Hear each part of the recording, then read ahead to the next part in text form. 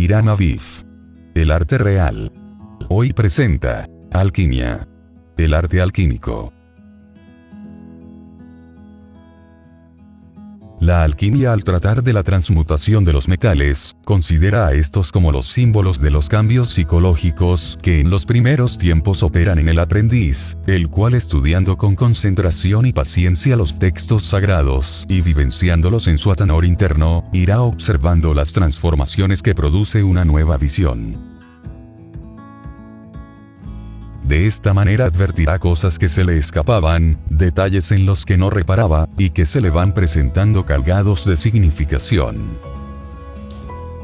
El fascinante proceso de las transmutaciones metálicas genera en el aspirante una reverente discreción. Por eso la ciencia alquímica es un espejo en el que debe mirarse el aprendiz para ir comprendiendo la estructura del cosmos, su propia constitución.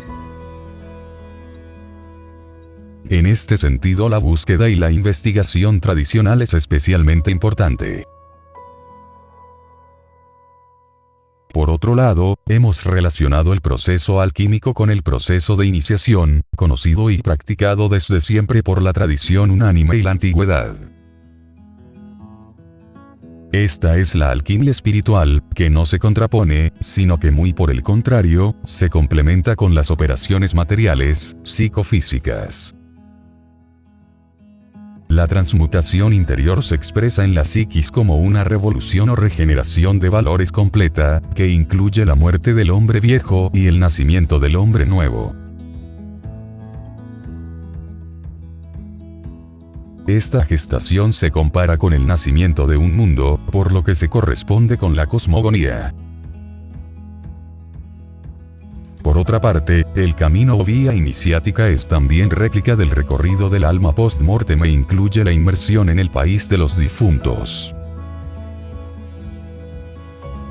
El alquimista, sujeto y objeto de esta ciencia, debe velar, forzarse a comprender, aunque paradójicamente sabe que los resultados de su arte solo se obtienen con suma paciencia y cuidado, y que en ocasiones ha de redoblar esfuerzos. La deidad es permanente asombro y no se deja conocer sin sacrificio, es decir, sin un acto o acción sagrada, que es lo que la palabra sacrificio quiere decir exactamente.